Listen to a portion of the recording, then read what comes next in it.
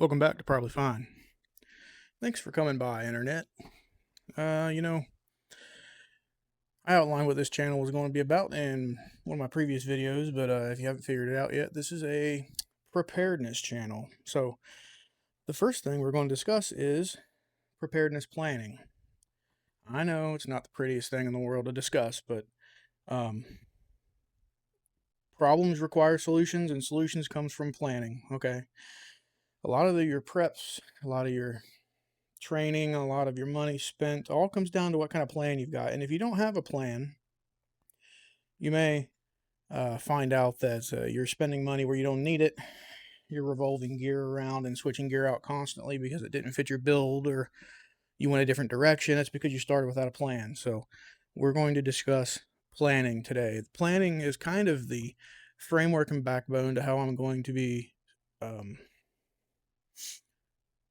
architecting the rest of this channel. So, you'll hear me mention probably 8 sections today. That'll be 8 different playlists. Some of those playlists may have sub playlists, but the gist is the different sections of the emergency plan will be the different sections of the playlist of my channel. This will be a 1,000-foot view of planning. I do plan to have my own playlist just for covering the more in-depth parts of the planning process into considerations, but um, it's just such a very in-depth topic that it requires, this channel in order to help you plan better. So a big thing you're going to see recurring on this channel is 2 is 1, 1 is none. I'm sure most of you have heard that before. That simply means 2 rifles is better than 1 rifle. 1 rifle, you might as well not have one at all. That could go to cars, horses, pigs, houses, honestly, locations to bug out to, things like that. But we'll get there. You don't have to have all of it. It's really there's no right way to skin the cat here. This is just a way to skin the cat. Let's see. A lot of people skip planning. Like I said, you'll end up with no direction. You'll end up, um, buying what you think is a perfect bug out vehicle, and it turns out it's got a bunch of safeties built in that prevent you from doing what you want to do, whether it's off road, driving without a seatbelt, being tracked everywhere you go. Maybe it's not flex fuel, all these different things. I mean, flex fuel can burn multiple kinds of fuel, not flex fuel like this, E85 crap. The first is risk. You have to know why you're planning, okay? The risk is the why. This is what is most likely to impact your home. We calculate this by probability times severity equals risk. How likely is it to happen? How bad is it when it does happen? That's your risk. Really what we're looking at, we're going to look at man-made hazards and natural hazards. A hazard is anything that could cause harm to you or your family or your house or your just overall normal operations in life. So, man-made being anything created from a man-made problem, like riots, cyber attacks, nuclear bombs, hazmat incidents on the roadway, things like this. And then your natural incidents are, lightning strikes and your tornadoes and your hurricanes and your earthquakes. Now, some of these can cause secondary and tertiary hazards. So, a sinkhole on the highway may cause a hazmat situation when a truck falls into it or something like that. But we've seen that with train derailments. We've seen it, in Texas, they had unprecedented snow. Their power grid couldn't handle the weight of the ice on the lines, and the power went out. A lot of people got hurt, and died from exposure because of these primary and secondary risks that, while probably low in their calculations, did end up happening, and the severity was worse than they thought. So they got their risk calculation a little bit wrong there. And then quickly, we'll cover disaster versus emergency. Many of you picture this end of the world cataclysmic event. All right, that a cataclysm is like a globally reaching disaster. We could say the Wuhan bird bat flu shit was cataclysmic to a degree because it reached over across the whole globe. It was bigger than just disaster, but we're still here, right? And then, of course, disaster is anything that the president or the governor of your state declares as a disaster. And how do they make that decision? They make that decision because it's no longer an emergency. An emergency is something that can be handled locally. So, say your heart attacks or your mass shooter events, those things that the regular first responders in that area can handle it. We're talking things similar but smaller than the World Trade Center, right? Like the local fire departments can handle it. The local police departments can handle it. The local EMS can handle it. It's an emergency. Once it leaves that threshold, it becomes closer to disaster territory. Your governor is going to reach out to FEMA and the government and say, hey, we can't handle this anymore at the state level. We need your help.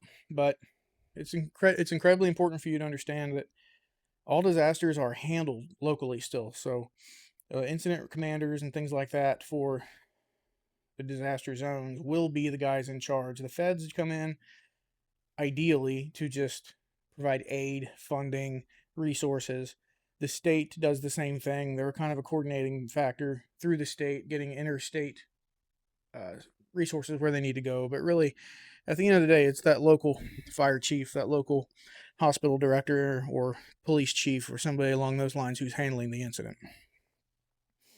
We won't get too much farther into incident management because that's kind of beyond the scope of what this channel is for.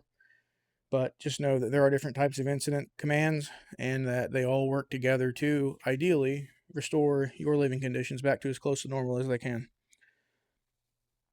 So let's talk about your living conditions. We'll call them critical household functions.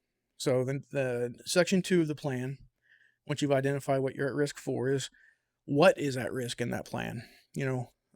What are the things that your family cannot go without before they suffer some kind of harm?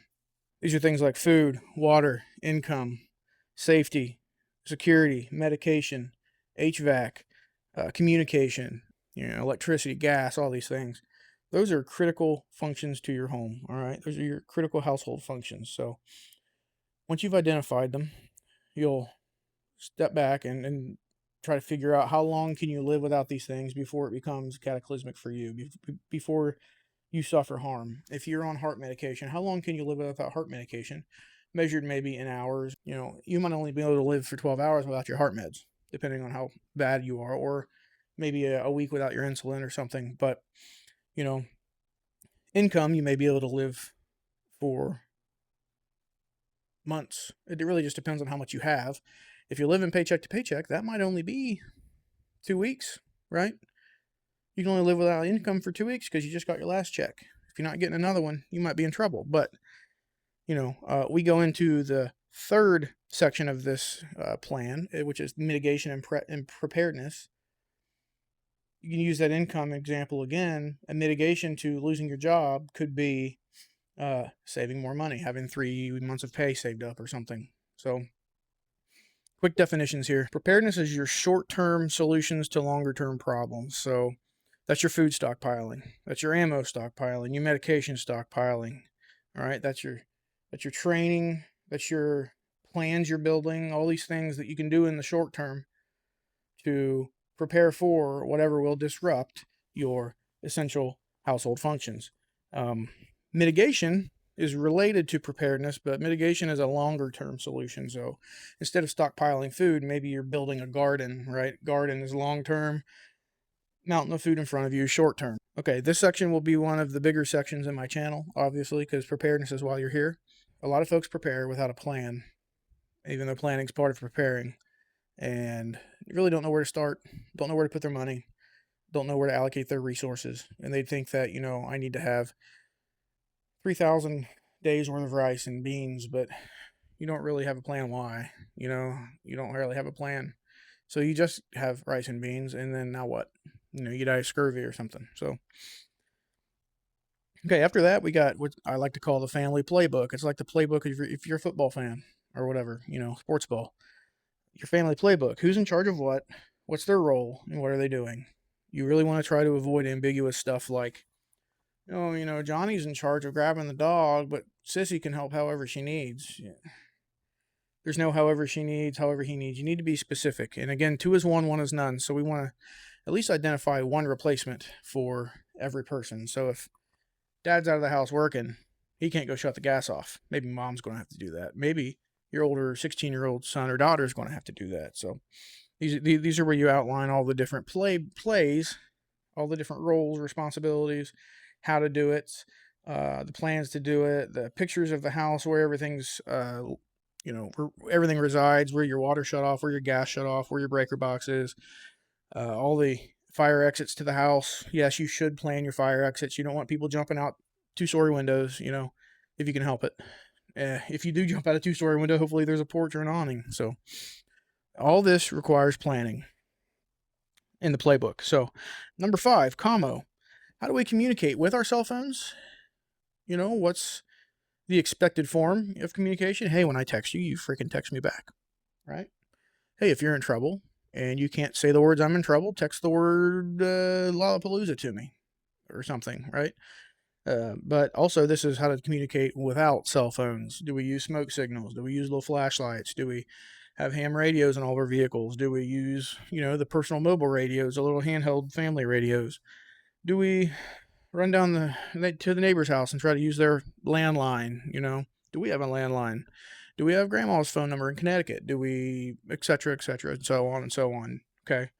This is probably where you'll put all the doctor's communication information, their numbers, etc. This is probably where you'll put the 911. I know that sounds silly, but when you're under duress, sometimes 3 numbers can be hard to find. 911, the direct line to your sheriff's department, all the direct lines to your sewer, your gas, your electric, all these things. These are all go in the communication section of the plan. Number 6, bug out / bug in. When do we know when to leave the house? What if something happens? We run out of supplies, or the zombie hordes are coming, or that nuclear blast was a lot closer than it should have been to this place or something. When do we decide, and who decides when you leave the home? And then, where else are you going? What are you taking with you? Who's loading that? We go back to playbooks again, right? So the bug out, bug in situation, what's in the go kits? What are we bringing with us? What are we leaving? All that. After bug out, bug in, we have number 7, back to normal. So when things go back to normal, the emergency's over. How do we reconstitute the house? What do we do?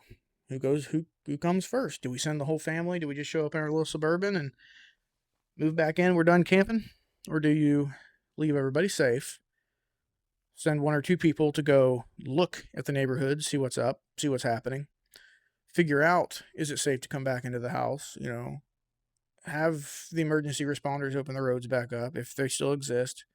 There's a lot that goes into reconstituting the house and coming back to normal. There very well may be no normal like you're used to. I mean, we all remember before 2001, us old folks, before the Patriot Act and all that crap, what normal was like back then. It ain't like that now. Hell, I remember before COVID. It ain't like that now. So this new normal crap, unfortunately, much to my chagrin and right way out of my control, things are new normal and they're not old normal. I like old normal better. But what's your plan for making things normal again? And then lastly, we have practice and drills, okay? Everybody hates fire drills. Everybody thinks they're stupid, but they work and they're done for a reason. So, I went back to, we don't want people jumping out the wrong window. What if your kids get stuck in their room? There's a fire in the hallway and one of them has a high window that has no quick egress. Do you have a ladder in there? Do they know how to use a ladder? Are you just going to throw stuffed animals out the window to signal the fire department that there's somebody in there? Is there some other factor I'm not discussing about your windows that you might need to know? Where do you meet? For the fire drill, things like that. These are things the kids, you can tell them, you can just word for word tell them, but until they do it, they're just not going to know. And that goes back to your playbook. This is how you practice your playbook. So we've all seen the Doomsday Prepper show. Oh, we got all of our stuff into the truck and we were ready to leave in 5.5 minutes. Oh, that's great. That's cool. That's because you practiced. It's the same thing with the rifles. How often do you want to go to the range? How much do you want to budget for ammo? How much do you want to budget for actual freaking training from an actual trainer? The list goes on and on and on and on and on. But practice and drills is probably just as big a section as preparedness and mitigation. So those are the big sections of the plan overall. They'll look different for every family, look different for every person, different for every business. But start your plans now. As I start putting out videos, you can adjust your plans if you like the advice I give. If you If it doesn't fit your life, that's fine. We're all different, but that's all I've got. Thanks for watching. Probably fine.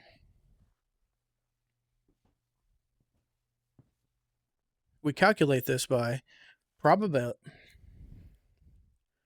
We calculate this. We calculate this by probability. We calculate this by probability times likelihood equals